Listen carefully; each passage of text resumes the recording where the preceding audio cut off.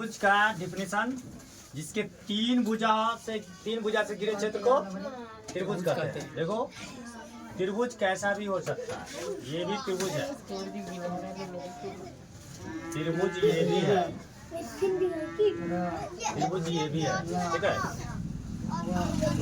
ध्यान देना, तो त्रिभुज जिसका तीन भुजा हो उसे क्या कहते हैं? त्रिभुज। तीन भुजा से घिरे क्षेत्र को त्रिभुज का क्षेत्रफल कहते हैं, ठीक है। दूसरा है त्रिभुज के तीनों कोनों का योग कितना होता है? 180 डिग्री होता है। त्रिभुज का क्षेत्रफल 1/2 गुने आधार गुने ऊंचाई होता है, ठीक है। इंग्लिश में अगर इसे लिखा जाए तो 1/2 इंटू बी इंटू एच हो जाएगा। इसके बाद त्रिभुज का परिमाप तीनों भुजाओं का योग होता है, यानी तीनों भुजा को जोड़ देना है। जैसे मान लेते अगर ये ए है, ये बी है, ये सी है, तो इसका परिमाप हो जाएगा ए जोड़ बी जोड़ सी, ये होता है त्रिभुज का परिमाप। उसके बाद त्रिभुज तीन प्रकार का होता है, समबाहु त्रिभुज, समद्विबाहु त्रिभुज, विषमबाहु त्रिभुज। समबाहु त्रिभुज किसे कहते हैं? तो जिस त्रिभुज का तीनों भुजा बराबर होता है उसे समबाहु त्रिभुज कहते हैं। ये जैसे ये ए है तो ये भी ए ही होगा और ये भी ए ही होगा। अगर ये 2 है तो ये भी 2, ये भी 2, ठीक है। इसका समबाहु त्रिभुज का क्षेत्रफल क्या होता है? तो √3/4 इंटू भुजा स्क्वायर होता है। समबाहु त्रिभुज का परिमाप तो तीनों भुजाओं का योग। कोई भी त्रिभुज का परिमाप तीनों भुजाओं का योग होता है। आगे समद्विबाहु त्रिभुज, तो जिस त्रिभुज का कोई भी 2 भुजा बराबर हो उसे समद्विबाहु त्रिभुज कहते हैं। जरूरी नहीं है कि ये और ये भुजा ही बराबर होगा, कोई भी 2 भुजा बराबर हो सकता है।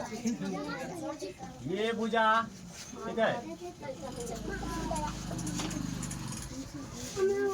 या ये दोनों भुजा, कोई भी 2 भुजा बराबर होता है समद्विबाहु त्रिभुज। और समद्विबाहु त्रिभुज का क्षेत्रफल क्या होता है? तो b/4 into 4 square minus b square होता है।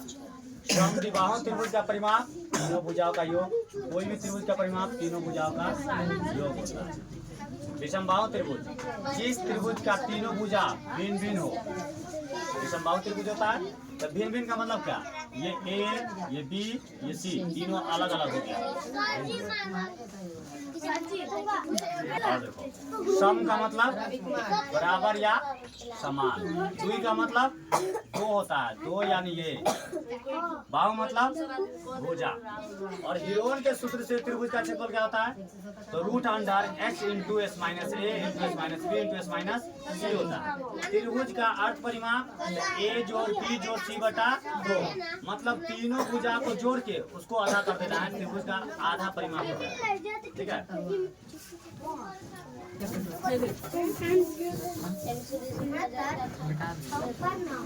एक होता है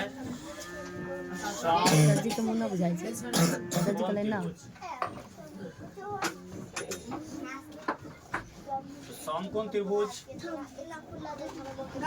फिगर के द्वारा समझा देते हैं। फिगर ऐसा भी हो सकता है,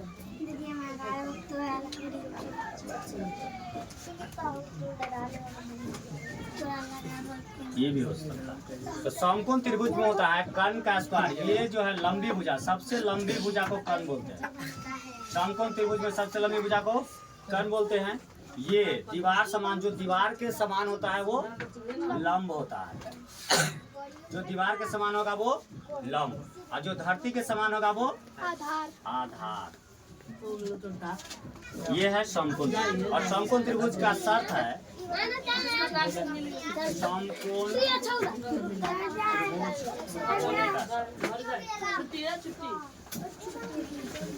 समकोण त्रिभुज कब होगा? जब कर्ण का स्क्वायर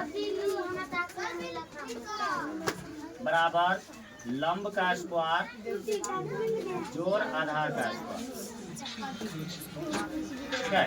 ये सब अगर हम इसको h बोलते हैं, इसको c, इसको b, ये हो जाएगा h स्क्वायर बराबर p स्क्वायर जोड़ b स्क्वायर। और इसको सोल्व करके ऐसा भी किया जा सकता है पी स्क्वायर बराबर H square minus B square, या बी स्क्वायर बराबर H square minus B square. इसका 3 फॉर्मूला बनेगा। किसी को कोई डाउट है?